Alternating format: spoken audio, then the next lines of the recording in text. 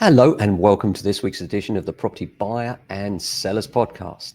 Well, here we are. It is today, the 3rd of December, 2024.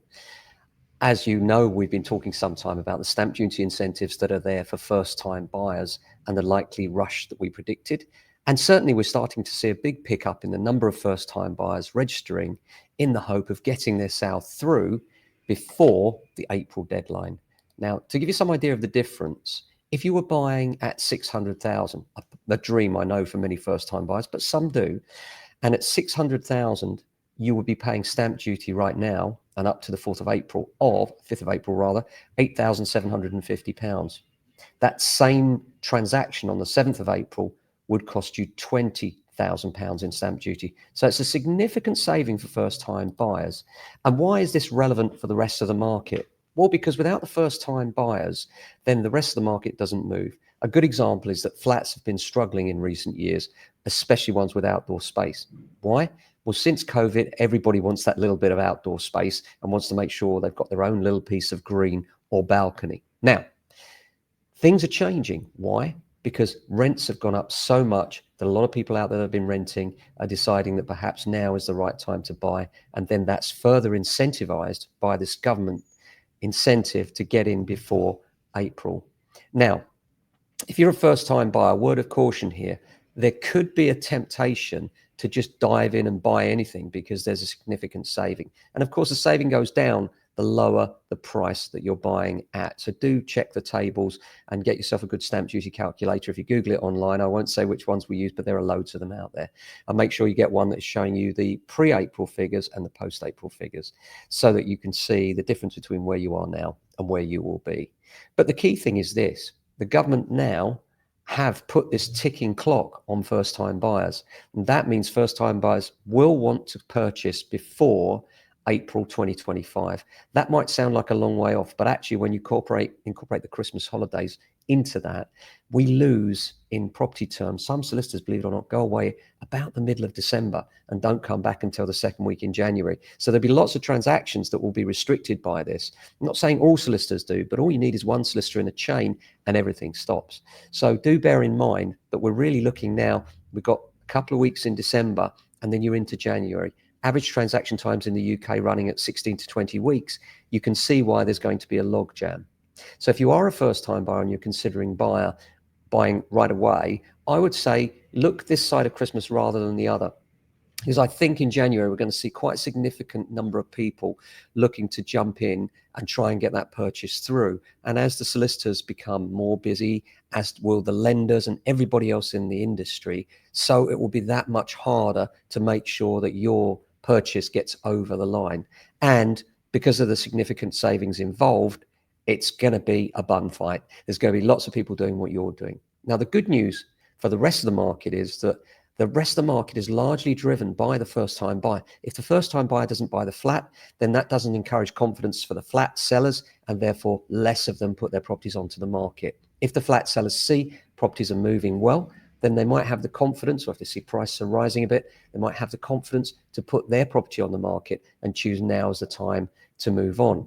And that then impacts the rest of the market, the second-time steppers and the third steppers, all impacted by the first-time buyer at the very bottom. So yes, of course, there are cash buyers. They do represent a small percentage when you look at the wider market. And I do think what we're likely to see is a bit of a rush from first-time buyers. But I would add caution here.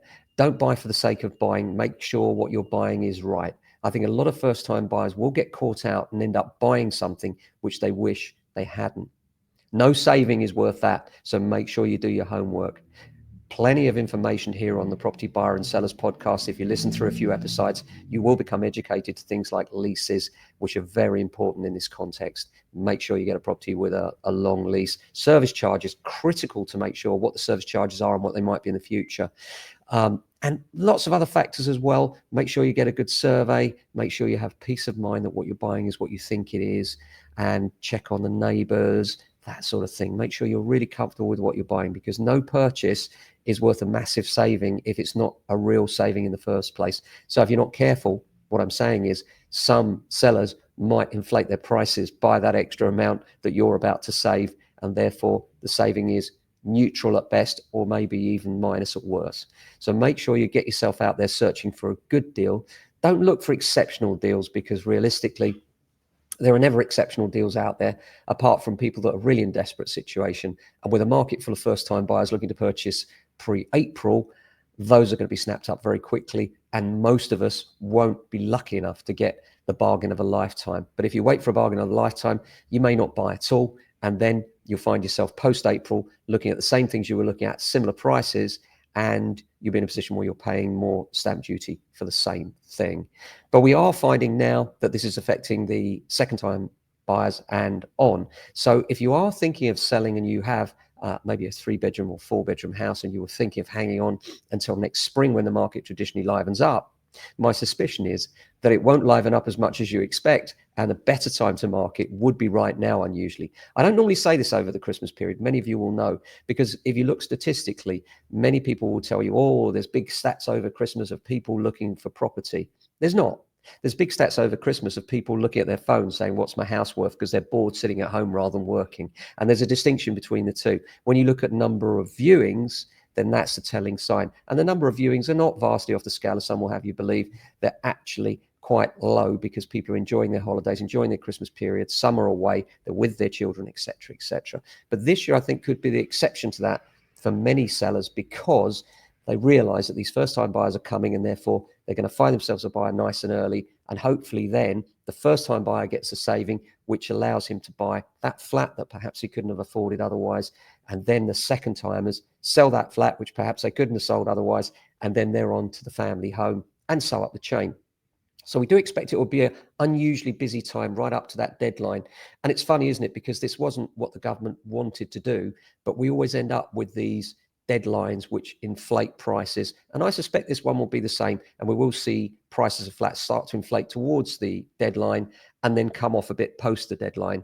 And broadly, I think it will be just above neutral. So I think that flat sellers will find buyers now, but I also think that post-April, things will quieten down on the flat side, because buyers will no longer have that hard deadline to look at, and they'll be paying more in stamp duty. Now, as far as rental is concerned, the rental market is very busy still. We expect it will get even busier next year. Traditionally, December is not a time when most people move. Why? Well, they're too busy spending money on their family, going on holiday, etc. So it's not the best month in December. We always see activity slow down. Comes back a bit in January, but again in January, many people are still nursing their financial hangover from December, and we find that February onwards is very strong for rentals. In terms of rental returns, we expect rents to fly next year, not on the basis of anything other than many landlords are choosing to sell up, and on that basis, that restricts supply. And when you restrict supply, and the demand out there seems to be growing rather than static, there is no doubt that this is going to put pressure on rental prices. As far as interest rates are concerned, that's looking like slower cuts throughout next year. So far, the financial markets are a little bit jittery post-budget. Rachel Reeves's budget initially had a neutral effect. Now everyone's thinking it might have a negative or a positive effect. No one's quite sure.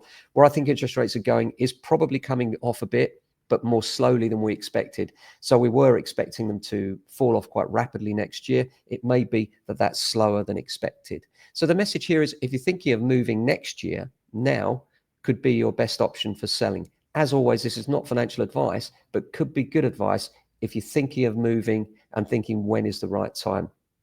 I know many of you think, well, the right time is when the market is flying and everything's really expensive because I'll get lots of money for my house. But this is a false premise, and this is why. Because when you get lots for your house, if you're buying another one, guess what? That's expensive too.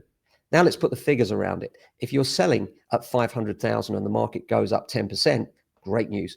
You're now selling at 550,000.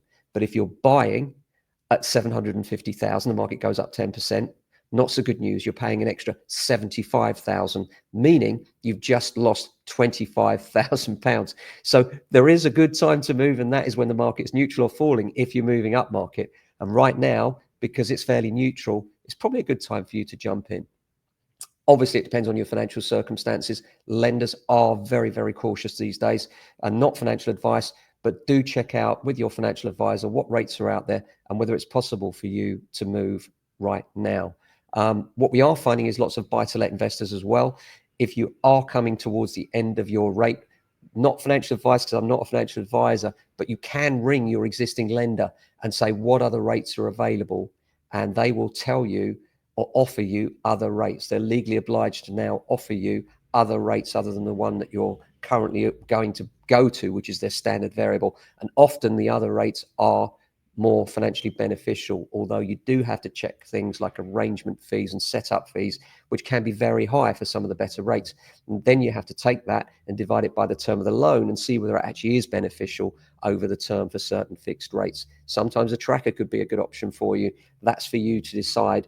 And in cahoots with your financial advisor, make sure you've got a good one. Independent financial advisors can give whole of market advice, so it's worth speaking to one of them. Apart from that, I hope that's been useful for you. So my message to you out there, if you're thinking of moving, is it could be a better time than you expect. Don't expect the market to fly over Christmas. It never does. But remember, you do only need one buyer.